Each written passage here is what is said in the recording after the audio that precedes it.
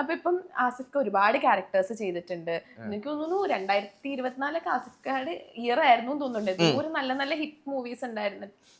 അപ്പൊ ഇക്കാക്ക് as A brother Asif ഖാന്റെ ഏറ്റവും ഇഷ്ടപ്പെട്ട മൂവി ഏതായിരുന്നു? Bachelor party. Bachelor party. ഓ അയ്യോ, അതിന്റെ ഭയങ്കര ഫാനായിരുന്നു ഞാൻ.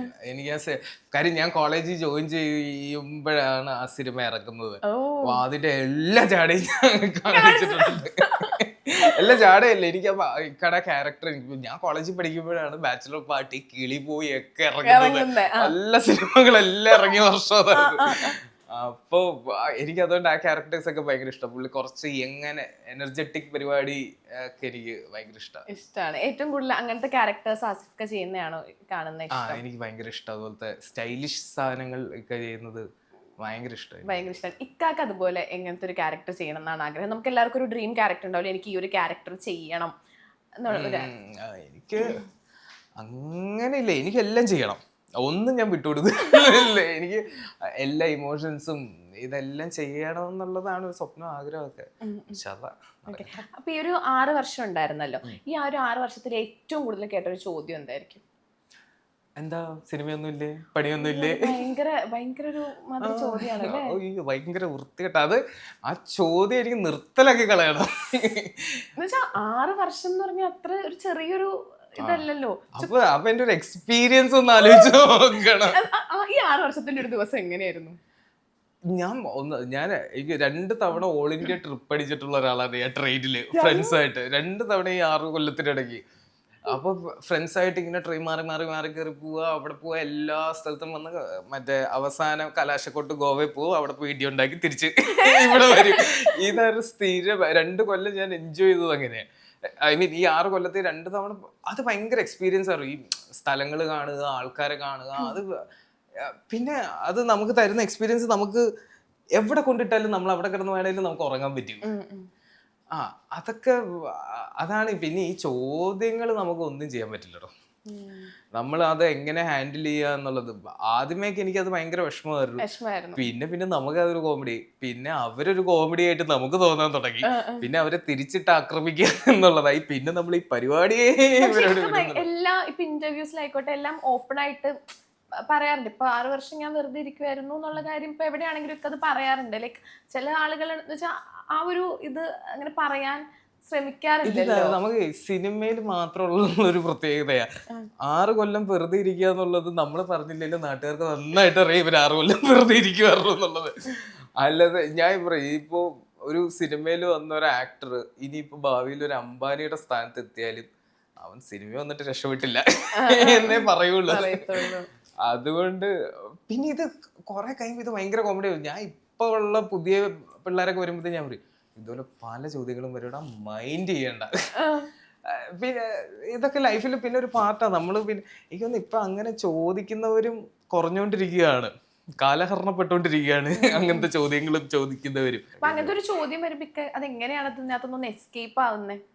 എന്തേലും കോമഡി അടിച്ച് ചാടി കളയും. അതിനുള്ള എന്തേലും വരെ കല്യാണ വീട്ടിലോ മരണ വീട്ടിലൊക്കെ പോകുമ്പോഴാണ് എന്തെങ്കിലുമൊക്കെ കാണുന്നത്. അപ്പൊ ആ പോക്ക് ഒഴിവാക്കി കളയുക. പിന്നെ ഞാൻ ഒരിടയ്ക്ക് വീട്ടിലേ കയറാറില്ലായിരുന്നു. ഞാൻ പിന്നെ വീട്ടിലേക്ക് എപ്പോഴും വിളിക്കുന്ന ആളാട്ടോ. എനിക്ക് എപ്പോഴും വൈകുന്നേരം വിളിച്ച് ഉമ്മായിട്ട് കുറച്ചേരം സംസാരിച്ച് എല്ലാരും ഞാൻ ഹാപ്പി ആക്കി വെക്കും ഞാൻ എല്ലാ പോയിന്റിലും. അപ്പൊ വിളിച്ച് കുറച്ച് നമുക്ക് പരിപാടിയൊക്കെ ഉണ്ട്, സെറ്റാവും. പിന്നെ എനിക്കൊരു ചേട്ടനല്ലേ ഉള്ളേ എന്നുള്ള കോൺഫിഡൻസ്. അത് എനിക്ക് വല്ലാത്തൊരു കോൺഫിഡൻസ് ആണ് അതില്. അത് നല്ല മുതലെടുത്തിട്ടുണ്ട്. അത് ഞാൻ എവിടെ പോയി പെട്ട് കിടന്നാലും ഞാൻ ഇത്തന്നെ വിളിക്കും, ഇത്തത്താ പൈസ ഒന്നുമില്ല ഇത്തത്താ എന്നും പറഞ്ഞു. ഞാൻ ഇത്തത്താണ് എന്റെ ആ ഒരു കാര്യത്തിലൊക്കെ ബാങ്കറും പരിപാടിയല്ല. ഓക്കെ, അപ്പം ഈ ഒരു 6 ഇയേഴ്സിൽ ഇക്ക പറഞ്ഞല്ലോ ഒരുപാട് സെൽഫ് അനലൈസ് ചെയ്തിട്ടുണ്ടാവും. അപ്പൊ ഇക്കാക്ക് തന്നെ ഇക്കയുടെ ഒരു ക്യാരക്ടറിലാണെങ്കിൽ എനിക്ക് ഈ ഒരു കാര്യത്തിൽ ഞാൻ കുറച്ചും കൂടെ ലൈക്ക് സിനിമ ആക്ടിങ് അതൊന്നുമല്ല, ക്യാരക്ടറിൽ ഒരു സെൽഫ് ഡെവലപ്മെന്റ് വേണം എന്ന് തോന്നിയിട്ടുണ്ടാണ്. ഞാൻ എല്ലാം ചിരിച്ചുകൊണ്ട് ഹാൻഡിൽ ചെയ്യാൻ പഠിച്ചു. കുറേ നമ്മൾ ഓക്കെ ഇനി അല്ലാതെ നമ്മൾ എല്ലാത്തും ദേഷ്യം കാണിക്കാൻ പോയിട്ടോ ഒന്നും കാര്യമില്ല. ഞാൻ എല്ലാം കൂളായിട്ട് എടുക്കാൻ തുടങ്ങി. എന്ത് പ്രശ്നം വന്നല്ലേ വിട്ടുകൾ, അത് നമുക്ക് സെറ്റാക്കാം എന്നുള്ളൊരു എനിക്ക് തോന്നുന്നു അതാണ് ഞാൻ പഠിച്ച. ഇപ്പോൾ ഒരു പടം ഫ്ലോപ്പ് ആയാലോ, എനിക്ക് JSK എന്ന് പറഞ്ഞ പടം ഞാൻ ചെയ്യാൻ തുടങ്ങിയിട്ട് കുറെ കാലമായി. അത് കുറെ ഷെഡ്യൂളായിട്ട് ചെയ്തു തന്നെ. അപ്പോഴും ഞാൻ ഓർത്തു, ശ്ശേ, ഈ അവസാന റിലീസിന്റെ തലേന്നാണ് ഈ ഒരു പ്രശ്നം വന്ന് റിലീസിങ് മാറ്റി വയ്ക്കുന്നത്, ഈ ഒരു 1 വീക്ക് മുമ്പ്. അത് രക്ഷപ്പെടാൻ സമ്മതിക്കൂലല്ലോ. പിന്നെ എല്ലാം നമുക്ക് തമാശയാവും. ഞാൻ അതിൽ കൂടെ അഭിനയിച്ച ഒരു മുസ്തഫ എന്ന് പറഞ്ഞൊരു ആക്ടറുണ്ട്. അപ്പം അവനെ ഞാൻ വിളിച്ചിട്ട് പറയും, നമ്മുടെ സമയമായിട്ടില്ല അളിയാ. അത് ചിരിച്ച് ഹാൻഡിൽ ചെയ്യാം, നമുക്കൊന്നും ചെയ്യാൻ പറ്റില്ലല്ലോ. പക്ഷെ നമ്മൾ പോകുന്ന ട്രാക്ക് ഒരു നാൾ കറക്റ്റ് ആവുമായിരിക്കും. ഇപ്പൊ ഇതുപോലെ ഇപ്പം പറഞ്ഞല്ലോ, ഇപ്പം വിളിച്ചു എന്ന് പറഞ്ഞല്ലോ, അപ്പൊ നമുക്ക് എല്ലാവർക്കും ലൈഫിൽ ഒരു 3 AM ഫ്രണ്ട് ഉണ്ടാവും എന്ന് വെച്ചാൽ ആ സമയത്താണ് നമ്മൾ ഏറ്റവും കൂടുതൽ ഓവർ തിങ്ക് ചെയ്യുന്നതും, തിങ്ക് ചെയ്ത് എവിടെയെങ്കിലും എത്തുന്ന സമയമായിരിക്കും. അപ്പോഴാണ് നമ്മൾ ഏറ്റവും കൂടുതൽ ലൈക്ക് ആരുടെങ്കിലും ഇതൊന്ന് പറയണം. അപ്പൊ അങ്ങനെ ഏതൊരു പാതിരാത്രി വിളിച്ചാലും ഫോൺ എടുക്കുന്ന അല്ലെങ്കിൽ ഏറ്റവും കൂടുതൽ ഷെയർ ചെയ്യുന്ന ഒരു ഫ്രണ്ട് ആരാന്ന് ചോദിച്ചാൽ എന്താ പറയാ? എനിക്ക് അങ്ങനെ കുറേ ഫ്രണ്ട്സ് ഉണ്ട്. പക്ഷെ എൻ്റെ ഏറ്റവും ബെസ്റ്റ് ഫ്രണ്ട് കോളേജിൽ വിഷ്ണു എന്ന് പറഞ്ഞ എൻ്റെ കോളേജിൽ എൻ്റെ ഹോസ്റ്റൽ റൂംമേറ്റായിരുന്നു. ഇവന് സിനിമയായിട്ടൊരു ബന്ധവുമില്ല. അതുകൊണ്ട് അവൻ കണ്ട ഒരേ ഒരു സിനിമ ഞാൻ. അതുകൊണ്ട് ഞാൻ എന്ത് പറഞ്ഞാലോ കേട്ടോണ്ടിരിക്കും. എന്നെ കുറെ ഇട്ടങ്ങ് മോട്ടിവേറ്റ് ചെയ്യും, ഇല്ലെങ്കിൽ കുറെ ഇട്ടങ്ങ് പുച്ഛിക്കും. അപ്പൊ എനിക്കൊരു സമാധാനം. ഇവനെ 2 തെറിയും പറഞ്ഞ് ഞാൻ ഫോണും കട്ട് ചെയ്യുമ്പോ എനിക്കൊരു സന്തോഷം. ഇല്ലെങ്കിൽ അവനെ വിളിച്ചിട്ട് ഞാൻ ചോദിക്കും, നീ രക്ഷപ്പെട്ടോടാ ജീവിതത്തിൽ? ഇല്ലല്ലേ, ബിസിനസ് ഒക്കെ ടൈറ്റ്. സമാധാനം കിട്ടും. അത് അവരൊക്കെയാണ് എൻ്റെ കുറെ ഫ്രണ്ട്സ് ഉണ്ട്. ഞാൻ എല്ലാരും വിളിച്ചിട്ട് ഞാൻ എല്ലാം തമാശയായിട്ട് എടുത്ത് തുടങ്ങിയ പിന്നെയാണ് ഞാൻ വിളിച്ചിട്ടാ, ജീവിതം എങ്ങനെയാ, പൈസ കൊണ്ട് കയ്യില് ഒരു രക്ഷയില്ലടാ, പെട്ടു, സന്തോഷാണ്. ഞാനും അതാണ്. എനിക്കത് ഭയങ്കര. അപ്പൊ അവർക്കും ഒരു സന്തോഷമാവും, നമുക്കും ഒരു സന്തോഷമാവും. അത്രയൊക്കെ ഉള്ളു. ഇപ്പൊ ലൈഫിൽ ഏറ്റവും വലിയ ടെൻഷൻ എന്താ? ഇപ്പൊ എന്താലോചിച്ച് ടെൻഷൻ അടിക്കണം എന്ന് എനിക്കറിയത്തില്ല. ഇപ്പൊ ലൈഫില് എന്റെ ബാങ്ക് അക്കൗണ്ടിൽ പൈസ ഉണ്ടെങ്കിൽ ഞാൻ ഭയങ്കര ഹാപ്പിയാ. ഞാൻ മറ്റേ ഫ്രണ്ട്സിനെ വിളിച്ചിട്ട്, എന്താ പരിപാടി, നമുക്കൊന്ന് ചില്ല് ചെയ്താലോ? ഞാൻ പറയൂല. ഇപ്പൊ ജീവിച്ച പോലെ ഇപ്പൊ. അതുകൊണ്ട് എനിക്ക് ഭയങ്കര സന്തോഷമുള്ള പരിപാടി, എനിക്ക് ഇക്കാടെ മക്കള് ആദും ഹൈ, ഇവരെ കൊണ്ട് ഗിഫ്റ്റ് വാങ്ങിച്ചു കൊടുക്കലാണ് എന്റെ പരിപാടി. എനിക്ക് ഇവർക്ക് സർപ്രൈസ് കൊടുക്കുക, ഇവരെ ഫാമിലീസിൽ കൊണ്ട് വാങ്ങിക്കുക, അത് വേണം, ഇത് വേണം, വാങ്ങിക്കുക. ഇവർക്ക് ടോയ്സ് വാങ്ങിച്ചു കൊടുക്കല്, എനിക്ക് ഗിഫ്റ്റ് ചെയ്യാൻ ഭയങ്കര ഇഷ്ടമാണ്. അപ്പൊ ഞാൻ ഇങ്ങനെ വരുമ്പോഴത്തേക്ക് എനിക്ക് ഇഷ്ടപ്പെട്ട ആൾക്കാർക്കൊക്കെ ഞാൻ എന്തെങ്കിലും ഇങ്ങനെ ഗിഫ്റ്റ് വാങ്ങിച്ചു കൊടുത്തോണ്ടിരിക്കും. ഇപ്പം പറഞ്ഞല്ലോ, ഇപ്പൊ ലൈഫ് എല്ലാം ഭയങ്കര ലൈക്ക് ടേക്ക് ഇറ്റ് ഈസി, ആ ഒരു ഇതിനകത്താണ്, കൂളായിട്ടാണ് പോകുന്നത് എന്ന് പറഞ്ഞല്ലോ. അപ്പൊ എപ്പോഴെങ്കിലും ലൈക്ക് ഞാൻ കുറച്ചും കൂടെ ഒന്ന് സീരിയസ് ആവണം എന്ന് തോന്നിയിട്ടുണ്ടോ? ഈ സീരിയസ് ആവണം എന്ന് തോന്നിക്കഴിഞ്ഞാൽ ഞാൻ എല്ലാത്തിലും സീരിയസ് ആണ്. ഞാൻ സംസാരിക്കുമ്പോൾ ചുമ്മാ തമാശ അടിക്കുന്നേ ഉള്ളൂ. ഞാൻ ഇപ്പൊ സിനിമയുടെ സെലക്ഷൻ ആണേലും സ്ക്രിപ്റ്റ് വായിക്കുന്ന കാര്യത്തിലാണേലും ഇതൊക്കെ ഞാൻ വളരെ സീരിയസ് ആയിട്ട് തന്നെയാണ് ഇപ്പൊ എടുക്കുന്നത്. കാര്യം നമ്മള് ഇനിയൊരു പ്രൊഡ്യൂസറെ ബുദ്ധിമുട്ടാനോ ഇതോ പാടില്ല. നമുക്കതിൽ വലിയൊരു പാർട്ട് ഉണ്ടെന്ന് ഇപ്പോഴാണ് എനിക്ക് തോന്നി തുടങ്ങിയത്. പണ്ടൊന്നും എനിക്ക് അങ്ങനത്തെ ഒരു ഐഡിയ ഇല്ലായിരുന്നു. ഇപ്പം ഞാൻ കാരണം ഒരു സിനിമ ഓക്കെ പറഞ്ഞ് ആ ഡയറക്ടർ അത് നന്നായിട്ട് ചെയ്യാൻ കാലിബറുള്ള ആളാണെങ്കിൽ ആ പ്രൊഡ്യൂസറിനും കാശ് തിരിച്ച് കിട്ടണം. അതൊക്കെ ഭയങ്കര സീരിയസ് ആയിട്ട്, ബാക്കിയുള്ളവരുടെ ഇമോഷനെ ഞാൻ സീരിയസ് ആയിട്ട് തന്നെയാണ് കാണുന്നത്. പിന്നെ ഇതൊക്കെ ചുമ്മാ തമാശ. നമ്മള് എപ്പോഴും ഒരാളിരുന്ന് ഉപദേശിച്ചോണ്ടിരുന്നിട്ടൊന്നും ഒരു കാര്യമില്ല. നമ്മളെല്ലാം ഫണ്ണായിട്ട് കാണാൻ പറ്റും. ഒരാൾക്ക് വിഷമം ഉണ്ടെങ്കിൽ കൂടെ നിൽക്കുക, അല്ലെങ്കിൽ ചുമ്മാ ചില്ല് ചെയ്ത് പോവുക. അപ്പം ഇപ്പൊ ജെഎസ്കെയിലാണെങ്കിൽ അനുപമയുണ്ട്, മാധവ് സുരേഷ് ഉണ്ട്, സുരേഷ് ഏട്ടനുണ്ട്, പിന്നെ ദിവ്യശേഷി ഉണ്ട്, അങ്ങനെ കുറെ ആർട്ടിസ്റ്റുകളുണ്ട്. സോ അപ്പം ഇവരുടെ കൂടെ ഒക്കെ എനിക്ക് തോന്നുന്നു കുറെ നാൾക്ക് ശേഷം ഒരുപാട് സ്റ്റാർ കാസ്റ്റ് ഉള്ളൊരു സിനിമ ചെയ്യുന്നത് ഇതാണ് തോന്നുന്നത് അല്ലേ? അപ്പൊ ഇവരുടെ കൂടെയൊക്കെ അഭിനയിക്കുന്ന സമയത്ത് ടെൻഷൻ ഉണ്ടായിരുന്നു. ഞാനൊരു 6 വർഷത്തിന് ശേഷമാണ് വരുന്നത്. അപ്പം ഒരു ഇതുണ്ടാവും.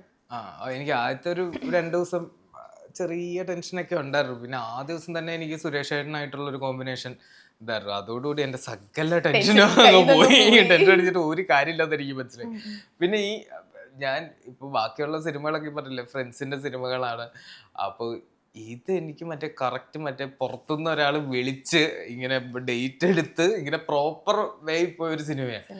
അതുകൊണ്ട് എനിക്ക് ഭയങ്കര ടെൻഷനായിരുന്നു. എനിക്ക് പോയി പിന്നെ ഞാൻ അതിന്റെ ചീഫ് അസോസിയേറ്റ് ഉണ്ട്, രാജേഷ് അടൂർ എന്ന് പറഞ്ഞു. പുള്ളിനെ സോപ്പിട്ട് പരിപാടിയൊക്കെ പഠിച്ച് ഞാൻ 2 ദിവസം മുമ്പ് ഞാൻ എല്ലാവരും രാത്രിയൊക്കെ വിളിച്ച് വരുത്തി എല്ലാവരുമായിട്ട് കമ്പനിയൊക്കെ കൂടി ഞാൻ എന്റെ കയ്യിൽ എന്റെ ടീമിലാക്കും ഞാൻ.